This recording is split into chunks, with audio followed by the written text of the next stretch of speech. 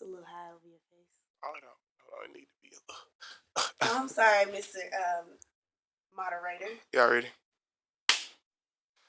This is Everybody Ain't Able. You know, we're sponsored by CoStar Studios and the Mag Juice. Oh, there is alcohol in this, guys. Just to tell y'all. And this is the only place where you bring the topic. And it's your boy J Mac, and I'm always on point like a Sharpie. Yo, Aunt motherfucking Banks in the building. Your favorite homegirl, Mia. And then we got our special guests, but I'm going to let them introduce themselves. Yeah, what's going on? Yeah, my name is Rashawn, RJ Smooth. That's what they call me. How y'all doing? I'm happy to be here, support my boy. So, let's go on jump into it. What's up? My name Kenny. Just happy to be here. Yeah, lean up on the mic, by the way. Okay. You talk closer to it.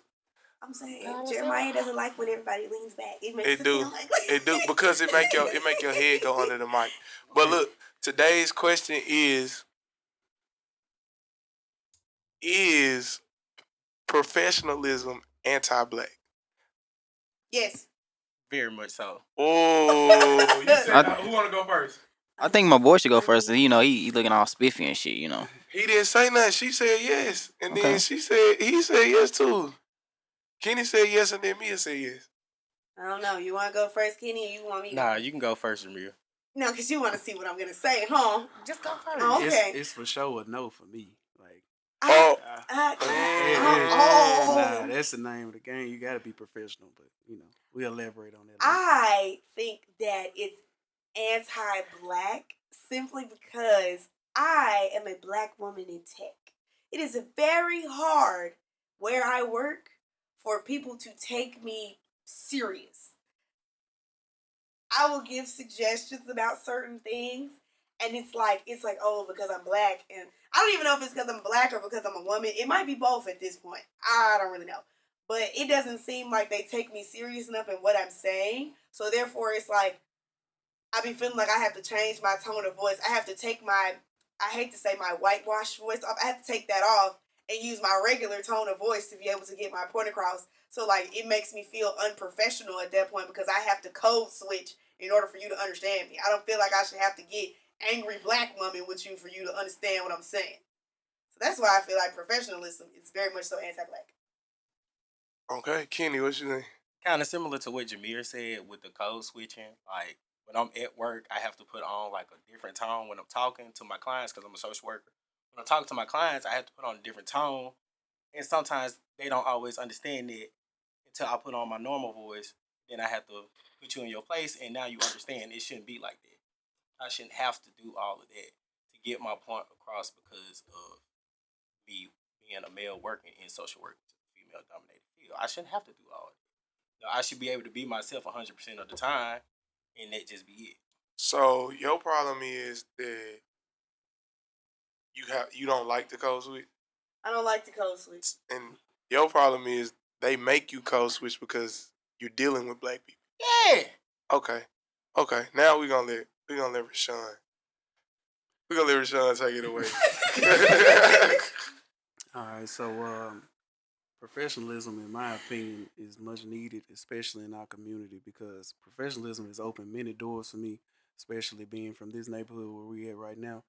I don't believe I wouldn't have made it as far as I have at this point in my life if I hadn't have been professional. Making sure you're punctual, make sure you're on time, make sure you're neatly dressed, making sure you follow all the rules of, fashion. That's, of course, you have to be clear, between code switching, because I believe being able to code switch just makes you more versatile. I'm very diverse with, just my interactions with my friends, so I know how to be, myself in any room that I'm placed in. You know what I'm saying? So that comes with it, but of course you're gonna run into racism. You're gonna run into people, looking down on you, especially if you're in a field like that's women dominated. Like especially in my office, like I'm the only male in there, but at the same time, I'm always gonna be professional. I'm always gonna make sure I dot my I's and cross my T's. So I'm always on point.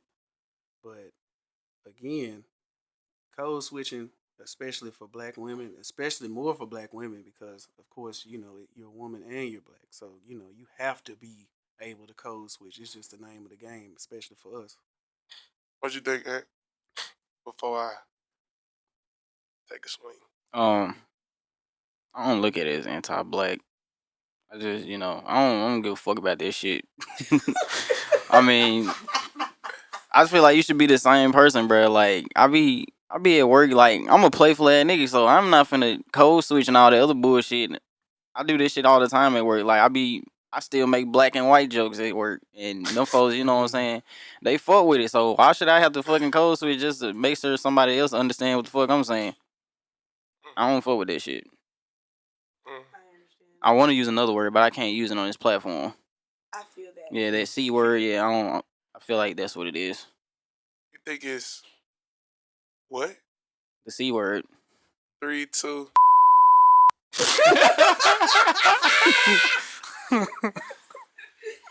But I ain't. Oh, okay. I'm gonna just say buck dancing. Yeah. Buck dancing. Yeah. That's cool. I feel like Yeah. black people. I call it buck dancing. We're gonna yeah.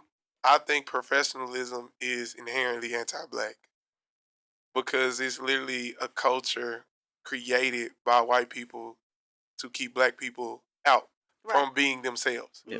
So I think a lot of stuff that's set up when it comes to professionalism is to keep people of color from being themselves. I'm not even gonna just say people of color. You also have to think about people who don't fit the normal aesthetic of what professionalism looks like. But you can, bro. That's like when bruh said he was like being late and shit. Like just cause I'm late, that mean I'm not professional. Like what the fuck? That's exactly what that means. That's exactly what it is. That's exactly I feel like that shit's stupid though. It's a what if you late and you still come to work and do your job? They don't care about that. You know what I'm saying? Supposed to be. What if you're hard working and you just be late like one day after week? That is crazy though. That's crazy. Like what if you're late? You're always late, but at the same time, you always do the work. You do the work. Like if they crunch the numbers, you're the most valuable person. But you're just a late ass nigga. That don't mean you unprofessional. But they want you to follow the standard that they set in place for you. But see, this is what I say. Say it again. I say, but why make that the standard? Like, if I'm coming in and I'm doing what needs to be did, why that just can't be that? It's a vetting process. Like they want to vet people out to see who's serious and who's not. Mm-hmm. But at the same time, is that fair? No, because like I'm sorry, where I'm from, technically we don't speak correct English. Like our diction is incorrect. But just because I sound like that mean I don't know what I'm talking about. I probably got more degrees than you. Exactly. Like I had a girl from California said Memphis people talk like they're fucking stupid. And I'm like, bro, that's just how we talk down here. Like that don't mean we stupid. It's like y'all be saying y'all and fool and man, but I'm like, they're just slang though. Like, you know what I'm saying? But you can also talk to other people like that and they'll know exactly what you're talking about. That's just how it is here. She was like, we're from California. We don't talk like that. And I just find that very unprofessional. And I was like, all right, here you go with this shit. Well, they had their own set of colloquials too that we wouldn't get. But it's just that what you were saying, Yeah, and I was saying just with professionalism, like, some of this stuff is embedded in racism, like especially like you talk about like black women with natural hairstyles and things like that. That it's actually been court cases about that where people feel that you're discriminating against me. So you have to make sure it's a fine line between professionalism and discrimination. You know what I'm saying? Like you can't discriminate against someone for how they act or how they dress or whatever other their skin color. But again, it's certain keys and certain factors of professionalism that you can't really ignore. Like you have to have those things in order to be successful. Like what? Like what? Like real talk. What's it? Because I'm gonna say this. What's the difference in somebody showing up in a jogging suit and doing their work, and somebody showing up in a regular suit and doing their job? Like I said, it depends on the job. But like we were talking about being late. Like people look at that being part of being professional because of course I want you here on time. Even though I'm late at times. We all gonna be late at times. But it falls into like, what do you really value? Like, do you value your job? If you value your job, of course you're gonna work hard, but you're gonna try to be on time. You know what I'm saying? Because what if we need you here and you ain't here when you supposed to be here? You know what I'm saying? That falls back into being professional, just being on point. And it's even more pressure on black people to be on point because we don't get all them second chances, man. That's true. And we don't get those second chances because they have this statue of shit that says like, you need to do this, you need to do that, you need to do that, you need to do this, you need to do this. And this makes you professional. This makes you qualified. But me showing up in a tie, that doesn't make me less qualified. Or me not speaking proper English, that doesn't make me less qualified. Well, I think, or does it? Or am I tripping? Me not showing up with a haircut at an interview. What the fuck? Like, you know what I'm saying? I think it's more so like our people of our generation are sort of breaking that stigma to where you don't have to be a certain type of way. Right. I grasp when I'm coming into an interview, you want me to be kept. You don't want me to come in here with my fro lopsided and me, my hair is all over the place. My outfit is disheveled. You don't want me to show up that way. But like I've always taken it as I had a college professor. He had 2 full arm sleeves. That man was a hippie, and he wrote the entire program for Mississippi State University. He wrote that. And so, like, I look at him, and I be like, this man, you would never know that. You would just think this man do weed on the weekends and might do a little acid or something. You would never think he was like that until you went to his class and you took his curriculum. And then you would see, oh, this man is actually very educated. But looking at him, you would never think that. They would never question his professionalism, though. They won't question it now because he's proven his worth by showing that he can do X, Y, and Z. They wouldn't do it at all. Well, what do you they mean? would never question him, like, oh, he's not, he shouldn't have that job. He's not professional enough. A white dude with sleeves, they're not questioning that. I know a nigga with a bald head. I know I've been on the bald head shit for a minute. I know a nigga with a bald head because I'm trying not to say his name, but overqualified to do what he does not even get the same respect. And people question, is he professional? Somebody that's his colleague, I know, questions, is he professional? He got more degrees than this whole table. And that's saying a lot. Because there's a lot of degrees at this table. There's a lot of degrees at this table. It's a lot of degrees at this table. But he just do his job. He got tattoos, got a bald head, smooth ass nigga, cool ass nigga. Never would have known. But just because he a black male in his profession and he got tattoos, he got swag, you got white people questioning, is he professional? But again, they fall back into discrimination and racism. I believe that's moving away from professionalism. That's if I see that you really qualified and you're handling your business, and I can't find you're not making any mistakes on your job, then I gotta find something that's off that doesn't fit the status quo. And that's maybe your hair, you having tattoos. That falls into I'm discriminating against you because of it. That's not your professionalism, because if you handling your business and you doing everything, you being professional. But in how, like on paper, slavery works, right? Yeah. On paper, slavery works because that's what capitalism is, correct? Don't get me started. You know I'm a history major now. I know that's why I asked get me you. started. That's why I asked you. But on paper, slavery works, right? I mean, okay, I say this on paper, slavery was honestly the most profitable, corporation it was. I mean, if you look back to 1863, the only economy in the world that was more successful than the North and the South was Germany. Thank you. I thank you for he gave y'all even more. So that even know what I'm trying to get to. So professionalism is based off of a system that was created to keep black people out or to keep non-black people out. So we got rid of slavery. So why we didn't get rid of professionalism? I don't think you can. Because there's no such thing. These are made. This is like a picture of Jesus. You don't have a picture of Jesus. If you got a white man with long blonde hair anywhere in your house, that's not Jesus. It is not. Absolutely. And all them pictures of Jesus that we be seeing do not be the same anyway. I mean, that's what I'm asking though. Or am I reaching? I don't think you're reaching. I just think with professionalism, it's very hard to draw a fine line between professionalism and discrimination. Right. It is a very, very, very fine line between the two, because essentially they go together. Because I really don't feel like you can have professionalism without discrimination.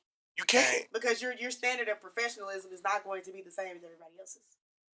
So at that point, it's like, what can we do to even change that going forward? Like for future references, for people who, or the generation after us, what can we even do to I think the only profession that breaks the idea of professionalism is social media.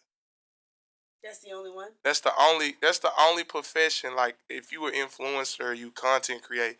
That's the only thing that breaks the idea of professionalism, because there isn't. Because entertainment has no professionalism unless you a suit and you in the office. But outside of that, who you trying to sell? Entertainment is not in a suit. That's true. Nigga not watching Jimmy Kimmel because he got a suit on. They're I watching swear to him God. because he makes them laugh. Because he makes them laugh. Okay, I see where you're going with That's that. an interesting point. I will say that. Entertainment and social That's media is interesting. the one area where professionalism doesn't exist per se. No, because Well, technically it does exist because you have to have a certain level of professionalism for contracts. no, I can make a rap song that hoe can be bumping. I say I'll fuck your bitch and I'll fuck your mama. Everybody gonna sing that. Bitch better show me some goddamn cleavage. Bitch better show me some titties or something. I mean, I hear what you're saying. But nobody's never questioned, was he professional? No, because he didn't have to be professional at that point in time. Yeah, I mean, at that point, he's an entrepreneur. He's making his own. He on his own wave, so he don't. I mean, Nobody's never said Lil Wayne's not professional. Have you ever heard that? but look at He like you also is agreeing very with you, and in entertainment, you know, like I said, that's something where professionalism is not looked at as like, you know, if you work in a city office or you work with kids or something like that, they're gonna expect you to have more professionalism than Lil Wayne or anybody like that. You're gonna have to carry yourself a certain way. But even like getting back to like code switching, like you can still code switch and be yourself. Like you don't have to code switch and not be somebody else. Because of course I don't want to be fake to nobody. I'm still gonna the way I talk is I might use bigger words around certain folk. You know what I'm saying? But I'm still gonna be myself, no matter who the audience is. So that's acceptable. You telling me it's acceptable? Code switching is acceptable. Yeah, it's really how you get ahead. Honestly. But why are they expecting us to be more professional than Lil Wayne though? That's a great question. Depends again. It really depends on where you at, where you work. You know what I'm saying? Like my man right here, he in social work. Like of course they gonna expect him to carry himself a certain way because he deals with kids. He has to put on. He has to real carry people himself clothes. way. But it's still like frustrating. That's just not with social work, but with military, because I'm in the military too. So like, and I always felt like military guidelines were based off like that. Like, you mean to tell me I can't grow my facial hair, I can't grow my hair out because John hair won't grow? That ain't got nothing to do with me. You know, they be bald. Okay, that ain't got nothing to do with me. So why I gotta cut my hair off because he can't grow his hair? Fuck uniformity, if you ask me. Again, as long as I'm putting on this uniform, coming in, doing what I need to do, why does that matter? Why I can't dye my hair if I want to? Why can't I get piercings if I want? I have to take my piercings out every month for drill. Take them out and put in like clear piercings, and sometimes I still catch hell for stuff like that. Like I don't think that's fair. Like it shouldn't be based off a white man. As long as I still look clean and I still look professional and I still got my hair cut and I'm coming in doing what I need to do, I feel like physical appearance should not matter. I feel like again that's based off of being anti-black because it's based off white man standards. Hey, before you go any further, Sergeant Book ain't gonna get on your ass for saying this shit, ain't No. Nah, I'm just he making good. sure. He ain't say nothing too He crazy. didn't say nothing wild. Nah, he ain't say nothing wild. But nah, I think an example of this is actually like is two different professions, and then somebody is quote unquote supposed to be professional and one person is not. Is when Kanye was talking about the quote unquote anti-Semitism shit. Kyrie Irving get cashed out because he lives or he works for a bunch of white people for quote unquote saying it. So this is unprofessional from Kyrie because he tweets about a book that's supposedly anti-Semitic. But Kanye West lost all of his shit. Man, I was saying some crazy stuff, bro. I mean, you can't really use that kind of. I'm saying I'm not talking about what they said. I'm talking about the backlash. Oh yeah, I get it. Yeah, that was most definitely unfair to Kyrie. Like, man, I really sat there and watched, you know, that documentary they were speaking of, and it was mainly talking about who they believe were the real Jews, you know, and all that. And I mean, that's their opinion. They didn't condemn anybody. They said they were Jewish or anything. So that's why nothing came back of that investigation, you know. But they gave them a list of things to do and all that. I'm like, well, you know, people down talk black people all the time. But because he play basketball, he just gotta talk about basketball shit. He can't talk about this shit. But look, it's Which is anti. wild. It was. That wasn't professional of him to talk about to even Exactly. tweet that tweet Because he's a it NBA had nothing to do player. with basketball. That's not in his profession. He's not supposed to be talking about shit Exactly. like that. What you mean? This man lost his Nike deal because of that shit. Mm-hmm. He a regular person just like everybody else. I feel like he can talk about whatever he wants. Because it wasn't professional though. Yeah, And the only thing he did was share it. That's He just shared it. Like it wasn't like he He spoke on it. Yeah. He just literally shared it. Like when you have a platform, you can only say certain things. You have to have a certain level of professionalism. And to that's say a wild. platform. you gotta be That's politically wild. correct, man. That's wild. You gotta be It is. politically It's very correct. wild. Let's just to get say. rid of this professionalism word. How about that? You can't, because how are they gonna filter? How are we supposed to know you one of the good jigaboos if we don't sit here and have some type of process to vet you? We don't know. Bruh, and it's crazy because it's systematic, bruh. It's from when you start in elementary school, that system of professionalism or them trying to convince you to be a certain way, they indoctrinated that shit into you from day one. When you start kindergarten, they try to show you what professionalism is. Nigga, we went to a middle school where we had to walk around with our shirts tucked in. Oh yeah, we did do that. They're going to convince you to And do. niggas was still sagging. Niggas was sagging With a that shirt tucked in. with the belt on. Because guess what? You black, fool. That shit anti-black. Like, nigga, you gonna express your creativity. Just because they don't want to do it or they want you to be uniform. They like, we trying to teach you so when you can grow up and get a job. Are you really? No. We couldn't Well, even, the women couldn't even have their shoulders out. No. And I thought What a nigga gonna do? We couldn't even grow our hair. What a fool. nigga gonna do? Walk past, oh, that's a 6-ass shoulder. The fuck? But this Granted, is there are purrs in the world, but that is still kind of wild for that to be within dress code. That girls can show their shoulder. Wow. But then, how, like, on the other side of it, you have to see how a lot of kids, they don't, they can't afford these things. They can't afford dress shirts. Or This is they why don't, we do school uniforms. Right. But even, like, they don't know how, they just don't know what suit sizes are, where the first way to start. So I know at Kingsbury, when I was working there, I know we started gym as a Kingsbury. I showed them how to get measured for suits, what size dress shirts you supposed to wear, like all of that, because I feel like that will get them further, especially when they get out of different, school arenas as Kingsbury. They, say they trying to go to University of Memphis, they trying to go to college. I want them to be equipped with that knowledge so they can not, conform to being professional. But it's just a lot of people aren't equipped with that knowledge. So, and that's where you get that discrimination. So it's just a big circle. Comes right back to discrimination. If you are equipped with that information, it doesn't mean that it's always going to work. Because you could be teaching them a certain level of professionalism, like, oh, you should wear your suits like this and you should tie your tie like this. But they could go elsewhere and that's not the same. So, like, what you teaching them could be something, it's working, and that's what worked for you when you were going through that. But when they go elsewhere, it might not be the same. So it's like, essentially, I'm not saying what you're teaching them is useless because it's valuable information. But how much value does it have if that information is not valid elsewhere? So in terms of what information would not transfer, like that's what I'm saying. Like what's not valuable? She's saying like it's applicable because it was for you. Like, and you saying, and you giving it to them so they can apply what you learn. But when they go to apply it, what if it doesn't work? And see, something like that, that's more on that person. Like, I can give you the game, I can't play it for you. You know what I'm saying? That comes to that. Like, okay, I can show you how to wear the suit, I can show you how to put this on or whatever, but you still gonna have to be yourself and conduct yourself the way you see best fit. But I mean, but how you know they was best fit when they get to that person? How you know it ain't on the other person? And see, that is true though. That comes into if that person they gonna sit in front of is gonna discriminate against them, or how they gonna just go about their own business. You know what I'm saying? And that's just part of life because everybody not gonna treat you the same. Yeah. Now but like, are you teaching them though? Are you teaching them the biases that was taught to you by trying to help them?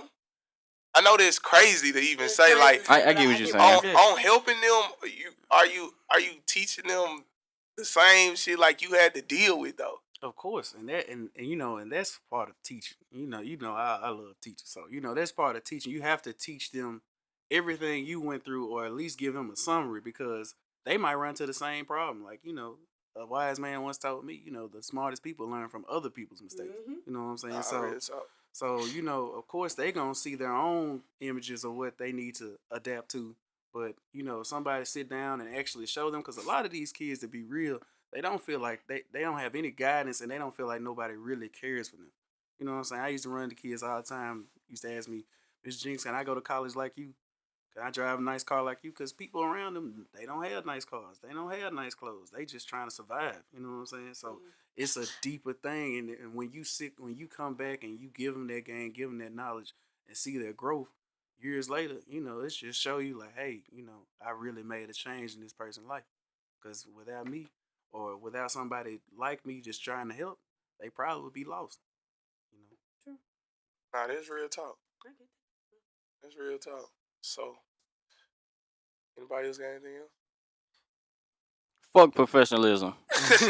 I second that. But look, this was Everybody Ain't Able. We're sponsored by CoStar Studios and the Mag Juice. Hey, and this the only place where you can say whatever the fuck you want to say. And it's your boy J Mac, and I'm always on point like a Sharpie. Yo, and motherfucking Banks in the building. Your favorite homegirl, Mia. And we got our special guest, RJ Smooth. Yeah, follow me, RJ Smooth 1911. Man, it was my pleasure coming to kick it with y'all. I really enjoyed this, cause you really opened my eyes to something. I never looked at it like that. I ain't gonna lie, you put me on game with them. Say less. Everybody ain't able. Everybody Ain't Able. Oh, and it's your boy Ken. You can follow me on Instagram at He Wants Skin. So. All right, y'all. We're going to take a little toast to everybody not being able to say what they want to say. You gotta take the top off. No, you don't got to take the top off. Oh, you gotta take the top off. He don't got to take the top off. Y'all making me take the top off. You got to take the top off. I'm taking the top off. I'm dripping like hot sauce. I'm dripping like hot sauce. Please. It is. Oh, the glaze. You don't got to. I did not want to drink this. And we out here. I need someone to help me, help me. I know that you can't feel me, feel me. When you meet the real me, it's something that you can't see, can't see. I need someone to help me, help me. I know that you can't feel me, feel me. When you meet the real me, it's something that you can't see.